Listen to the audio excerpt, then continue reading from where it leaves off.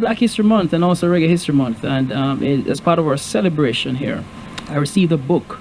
Whenever I see a book with the colors of Jamaica, I always tend to pick it up. And this one was rather interesting because the title of the book is Reggae Larger Than Life. And there's a guitar on the cover. I don't know if folks can see it there. Yes, a guitar on the cover. And interesting reading. Didn't get a chance to go through, but it's one of those books that it will be very simplistic for you to follow through while it's giving you lots of information. It's about the artists or reggae artists. And, we see our artists on stage. If you recall, I interviewed Mr. Roy Thompson, I think his name is, Bugle, last week. And he was showing such great appreciation for the interview where we weren't talking to him about his music, but about him as a person. And there are some stories in here too about some of the artists being featured. Well, we reached out and we journeyed all the way across the pond. This gentleman was born and raised in Jamaica before immigrating to the United Kingdom, where he now lives. He has been a huge fan of reggae music for many years and has interviewed, researched, and published media programs on some of the most famous reggae and dancehall stars. He grew up listening to reggae chart shows, etc., etc. I see Jamaica Broadcasting Corporation. I mean, he's Asian himself, because many people don't know that there was a JBC. But anyway, he's still a young man. I want to welcome Shaun Cain, the author of Reggae Larger Than Life. Good evening, sir. Or should I say, is it night over there now? Well, it's morning, Irwine. It's morning, Shaun.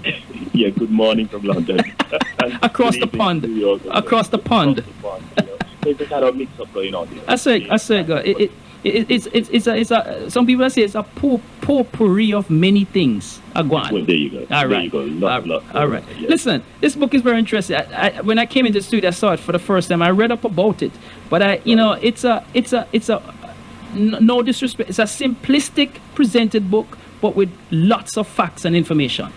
No, you got it right, man. You were trying to sound a bit apologetic there, Marie, but no need to be, because that's exactly what the book is supposed to be. Yes. Because I tell you what, the reasoning behind it is that it pays homage to the people and events that have made reggae great. Yes. And when I talk about the people, I'm talking about people in the background, because when we hear a song, we tend to focus on the person fronting it, the vocalist, the DJ, the singer. We're not thinking about the people in the background, like the arrangers, the producers, all these people who are trying to tweak and fine-tune and get the balance right.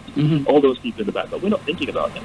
So I thought that this is a great opportunity to give them, so those people some big up, really. And that's why I've decided to write the book this way. So it's paying homage to all those different people. Yes. Now, when we talk about events, we're looking at things like a reggae star having his own star on the Hollywood Walk of Fame. That's Bob Marley. Yes. So that's the kind of recognition that reggae has got in the world now. Also, we're looking at things like reggae songs being included on the soundtrack of popular American films. So reggae has done a whole lot. In fact, I'll share this with you, Shaun. One of my favorite stations, MSNBC, Morning Joe. I was listening to Bob Marley's Three Little Birds last week. Listen to all of that. And every now and then you hear the reggae jingles opening these programs. But there you go. And even look at Bad Boys. Yes. Years in a circle. Yes. So reggae has been up there. You look at the Grammys as well. Reggae has its own category in the Grammys. In fact, reggae is so big that I think it's outgrown one category now. And people have been, lobbying for another category, another reggae award in the Grammys. But let me ask you this, Shaun. But with all of that gain, right? Yeah. With all that gain, which is global, it doesn't seem to have trickled down to the roots.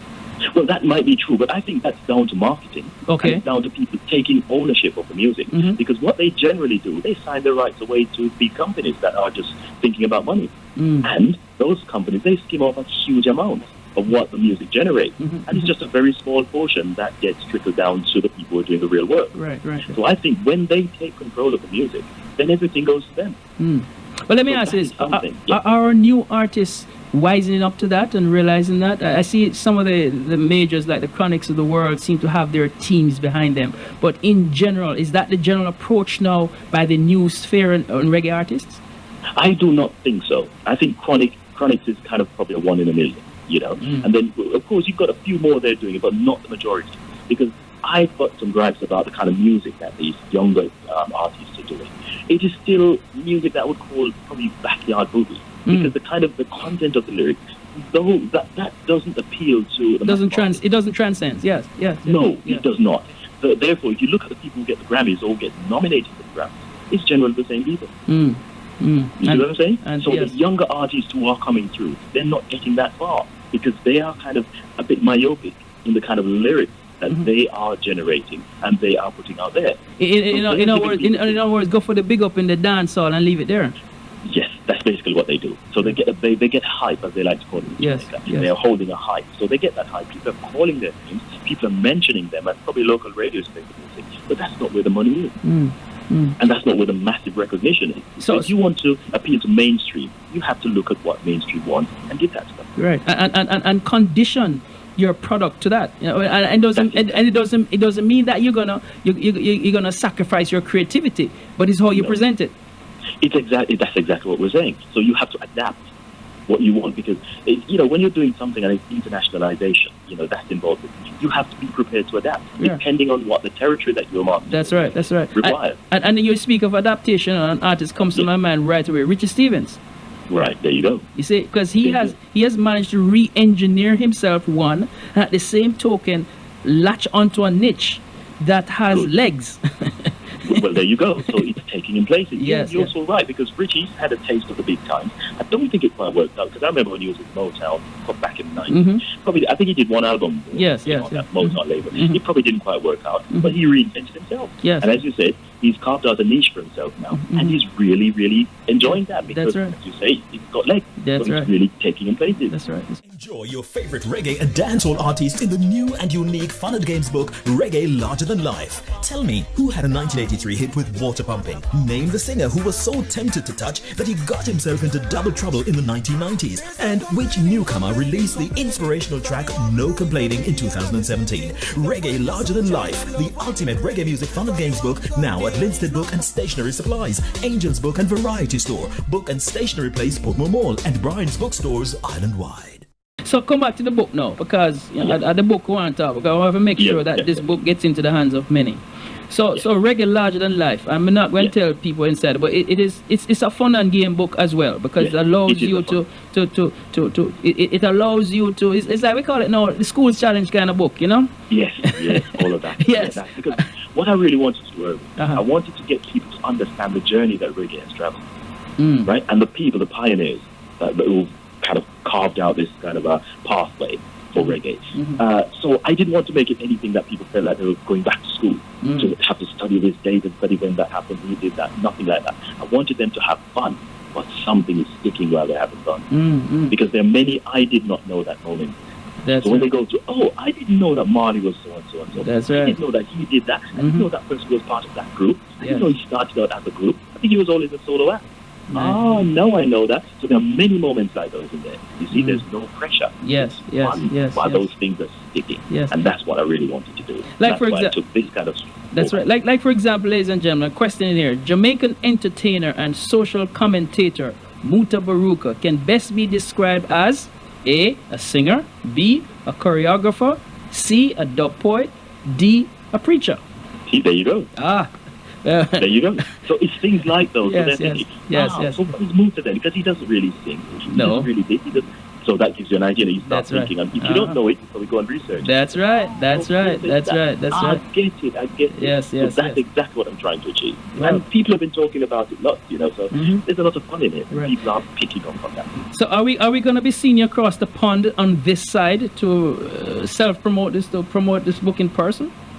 Well, I'm hoping to do that, Irwin, but that is kind of a little bit further down the list. You know what I'm saying? So right now, what I'm trying to do is to get the book known as much as possible in the UK. I'm doing quite a bit of promotion in Jamaica as well. Yes. And then as soon as, it gains some traction in those parts, then I hopefully, I'll be looking forward to come to America. But definitely, this is on the card. Right. And, soon if I, whenever I get to the Big Apple, I'll definitely be popping in to say hi. How can a person get a copy of the book now? All right, well, the book is being distributed online because I've realized that from this research I've done, that the trend nowadays in buying books and things like those is to go online. Everybody's doing e-commerce. So I thought, what better place to put it than for the biggest online retailer, which is Amazon. Right. So the book at the moment can be bought online from Amazon. Just go there, type in Reggae Larger Than Life or the Reggae Larger Than Life book. It comes up. And then, the opportunity is there for you to own it. Okay. So, ladies and gentlemen, there you have it. Reggae Larger Than Life. We're speaking with Shaun Cain, the author. And you can go on Amazon online and get your copy. It is worthwhile. Get a copy. It's a good book to pass on to your children, so that the culture can be part of their process of understanding the music itself, because it allows you to jar your memory, it allows you to research, it allows you to think whilst entertaining you. Definitely. That's in essence what the book is about. You captured that quite quickly. All right. Author, Mr. Shaun Cain. We talk again soon, my friend, and we look forward to seeing you on this side of the pond in the near future, because I know that you're going to conquer that side and you'll need to go further afield. Yes, definitely, and that's when we're going to dive out and swim across the big old Atlantic. Yeah, you can swim, you fly. Shaun Cain, thank you very much for being a guest with us, all right? Yeah, thank you so much for talking and all the best to Irie. And Adonna sends her regards, all right? Don't tell her hello for me too. Yes, a lovely lady. When she called me, I thought, wow, such a nice voice. All right, leave it right there, sir, all right? I will leave it right there, Reverend. All right, no more of it. One love, my friend. Right, good night now. Sure.